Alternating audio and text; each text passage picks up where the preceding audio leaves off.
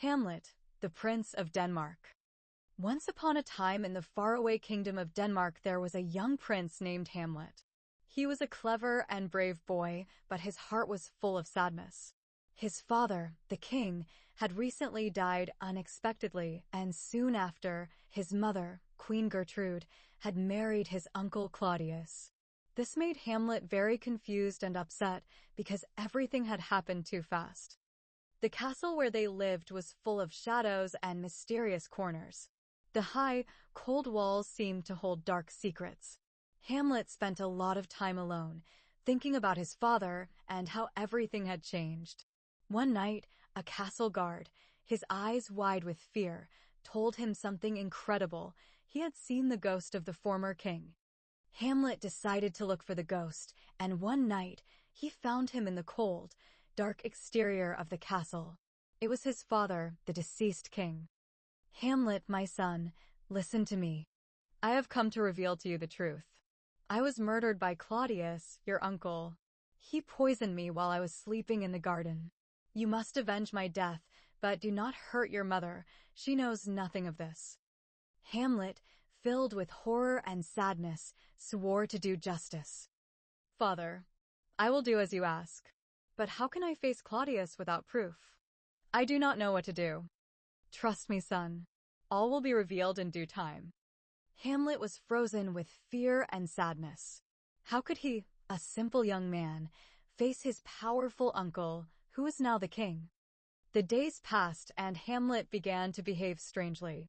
He talked to himself, laughed at inappropriate times, and kept asking questions that confused everyone in the castle. This worried his mother and uncle, who did not understand what was happening. Meanwhile, Hamlet continued his plan in secret. One day, Hamlet had a confrontation with his mother. Filled with frustration and grief, he went to see her in her room. "How could you marry Claudius so quickly after my father's death? It is a betrayal of his memory."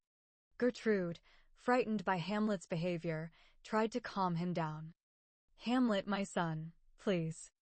I don't understand what's happening to you. Your father is dead, and there's nothing we can do to change that." "You don't understand anything, mother. Claudius is guilty of his death. I know it." In the middle of the argument, Hamlet heard a noise behind a curtain. Hamlet thought Claudius was spying, so without thinking, he pulled out his sword and stabbed. But it was Polonius, the king's advisor. "Oh no! What have I done?" Gertrude, horrified, screamed at the sight of Polonius' body on the ground.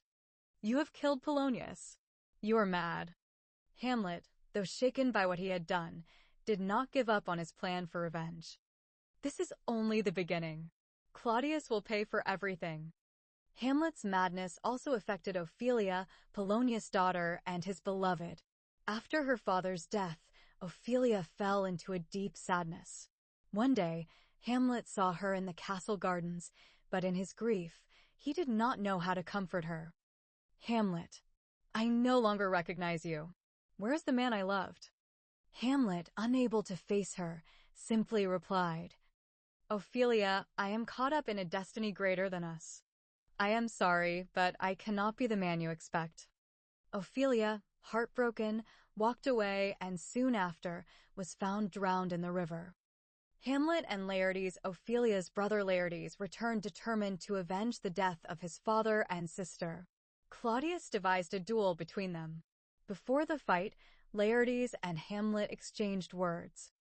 "Hamlet, you have destroyed my family. I will face you to avenge the death of my father and sister." "I did not mean to, Laertes. But if the duel is what you want, I accept it. Let our swords speak for us." During the duel, Laertes wounded Hamlet with a poisoned sword. But in the chaos, Hamlet also wounded Laertes. Hamlet and Claudius' Queen Gertrude, unaware that the wine was poisoned, drank from the goblet and fell dead. Hamlet, furious, approached Claudius. "This is the end of you, Claudius. You caused all this suffering."